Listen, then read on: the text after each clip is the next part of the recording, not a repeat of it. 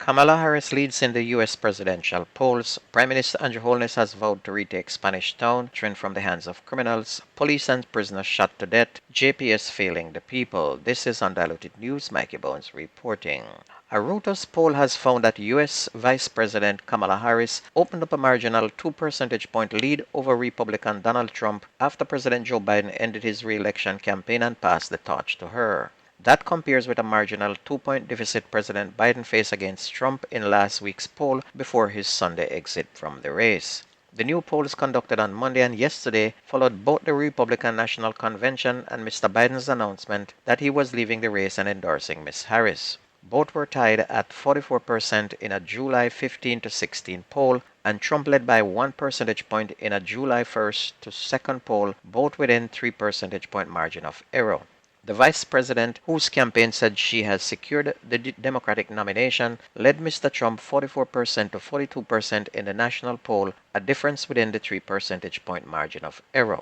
Well, the race's comments have started, and it is just gonna get worse. But Shia Yadi are back broad.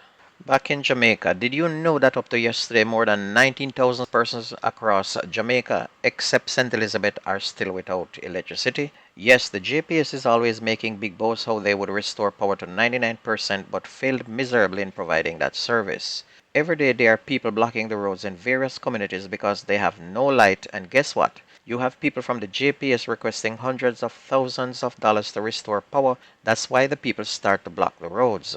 The energy minister said it is illegal and that people should come forward with names of these extortionists, but given that information might be dangerous as you might be giving information to the same people who is benefiting from the extortion money. Then to cap it off, the JPS has sent out estimated bills, meaning even if you don't have power for a month, you're still getting a bill. And if you not pay, you don't get back no light. That's just runnings in Jamaica. Meanwhile, Prime Minister Andrew Holness has vowed to retake Spanish town St. Catherine from the hands of criminals. The old capital has been the base of two of the country's largest and most prolific gangs, the Klansman and the One Order gangs, with their influence of spreading to other parishes. According to the police, the Klansman gang has been linked to at least 800 murders dating back to 2014. 15 members of the Andre Blackman Bryan faction of the gang known as the One Don Gang were sentenced last year. But acknowledging that criminal networks have taken command, Mr. Holness said gangsters have hindered further development of the town. Admitting that basic physical and organizational structures are needed, Mr. Holness said infrastructural changes are already being implemented. He said they are building a new hospital wing and a new police station is geared for the future. A taxi operator has been taken into custody after he reportedly led the police on a high-speed chase in the corporate area, during which 2 female passengers had to jump from the moving vehicle. The taxi reportedly plies the halfway tree to downtown Kingston route, and one passenger, it is said, jumped from the moving vehicle near the Kingston Public Hospital. The other escaped from the vehicle near Tarrant Drive. The driver reportedly rode several sidewalks in a bid to escape the police team, but the police accosted the taxi driver in the Mullines area after he crashed the vehicle. A police sergeant and a prisoner were shot and killed on the compound of the Halfway Tree police station in St. Andrew on Monday. They have been identified as 47-year-old Detective Sergeant Kevin Main, who was attached to the Halfway Tree CIB, and businessman Dave Singh.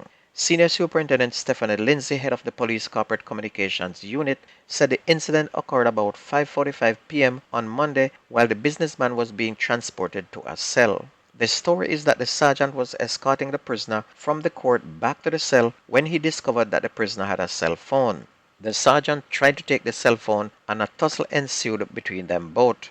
Another policeman saw what was happening and came to the assistance of the sergeant. The prisoner, in the meantime, grabbed the firearm of the now approached officer and shot the sergeant several times, then put the gun in his own mouth and pulled the trigger. Both men died on the spot. Now here is the question: why the prisoner was not wearing any handcuff? And this is what happens when protocols are not followed. Rich prisoners are treated different from poor ones. And if this prisoner was poor, he would be wearing both handcuffs and possible ankle shackles. And there are no rumors that he was getting royal treatment at the lockup and had the police in his pocket and probably thought that the sergeant was dissing him by taking his cell phone. Remember, a cell phone in prison is called contraband, meaning it is not allowed and you can be charged to have one in your possession. But he had one. Then this story is that businessman Singh, he runs a used car dealership and for years had been scamming people by taking deposits from them but never delivering the cars to those who pay for them. That's why he was in jail for scamming people out of their hard-earned cash.